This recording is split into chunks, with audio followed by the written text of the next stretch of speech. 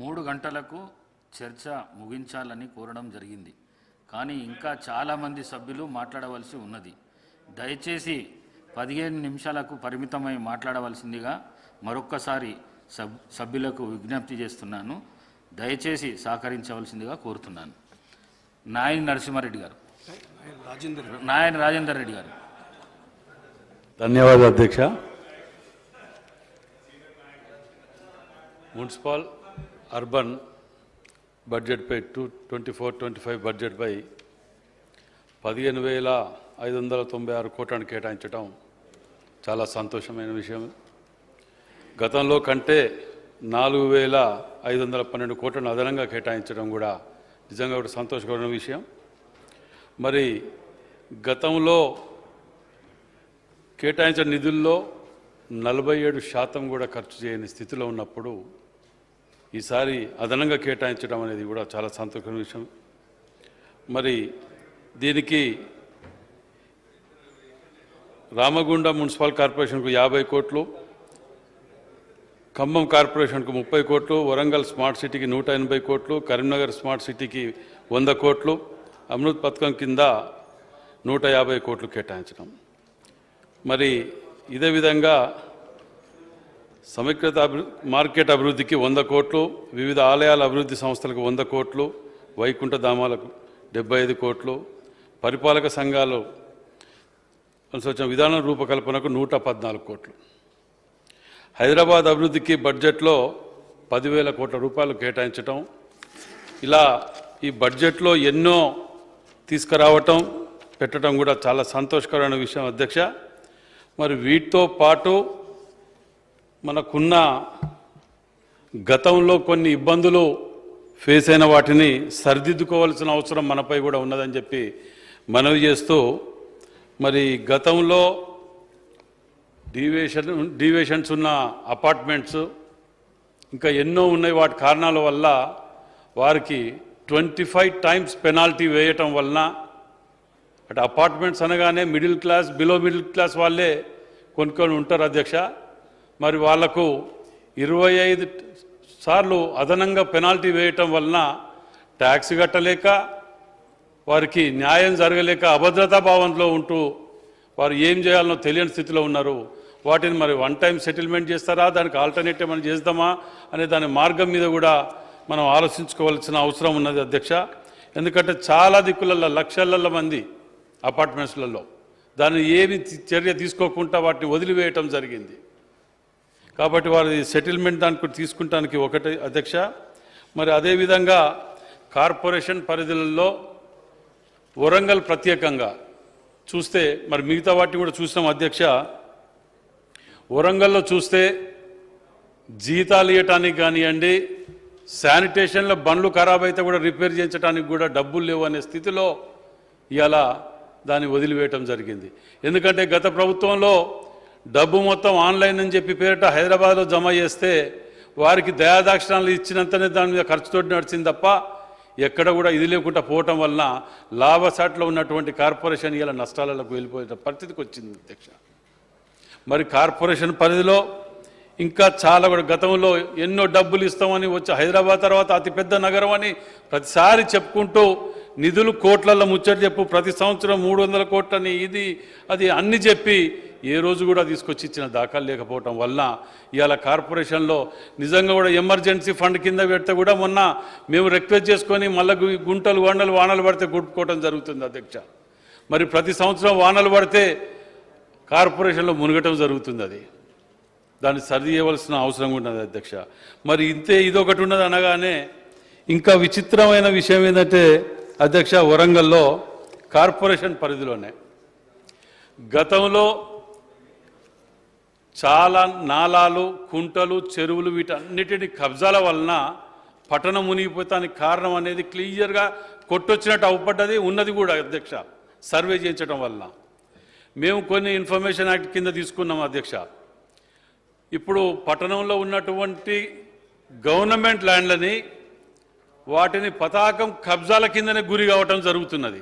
వాటికి మన అత్యవసరంగా కనుక మనము కాంపౌండ్ వాళ్ళు పెట్టుకొని చేయకపోతే వీటి కబ్జాల వలన ఉన్నది పోయే పరిస్థితి ఉన్నది అధ్యక్ష. మరి దీనికి నలుగురు మనం చెప్పవలసిన వాళ్ళ నాయకులమే వీటిని కబ్జాలు పెట్టుకుంటూ పోతుంటే అతి భయంకరమైన సిచ్యువేషన్ అధ్యక్ష.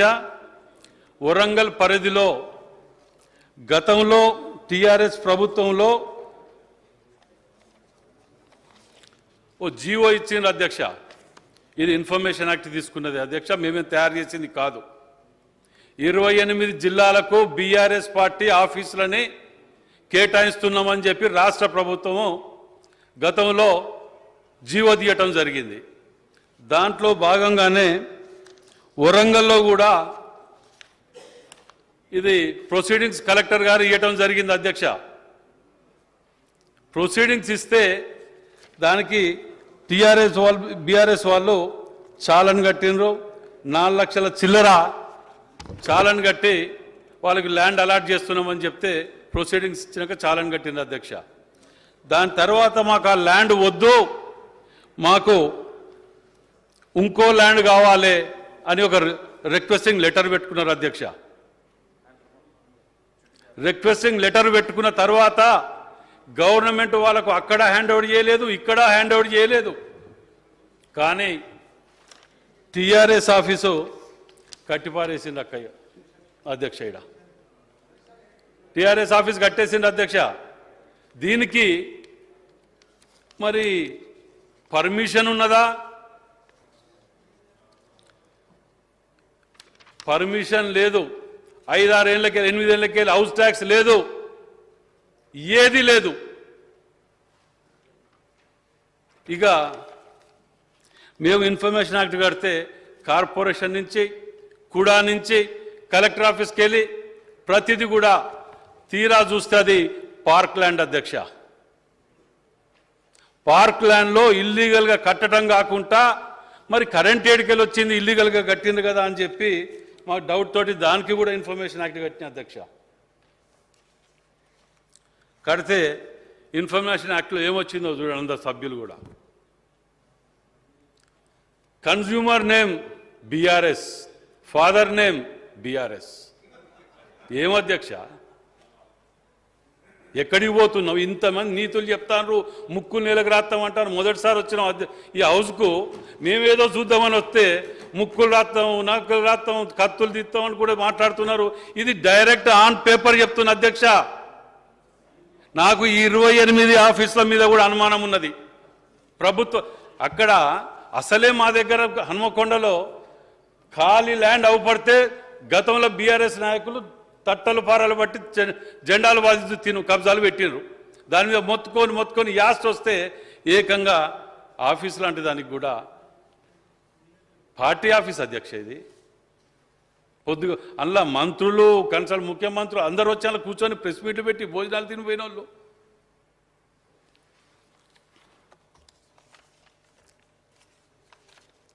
బిల్లులు కానీ అధ్యక్ష మేము ప్రతిదీ కూడా ఇప్పుడు ఈ ఆఫీస్లో దీని మీద మేము ప్రత్యేకంగా మంత్రి గారిని శ్రీధర్ బాబు గారిని మేము రిక్వెస్ట్ చేస్తున్నాం అధ్యక్ష.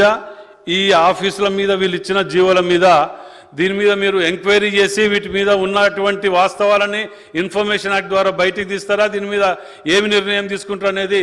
ఎందుకంటే ఇది ఆడ కట్టిన ప్లేస్ కాడో అది టోటల్లీ క్లియర్గా పార్క్ ల్యాండ్ అనగా అధ్యక్ష సుప్రీంకోర్టు గైడ్లైన్స్ ప్రకారం అక్కడ ఏది కన్స్ట్రక్ట్ చేయరాదు.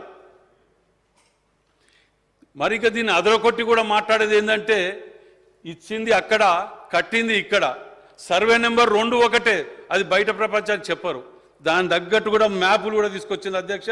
గూగుల్ మ్యాప్స్ కూడా తీయటం జరిగింది.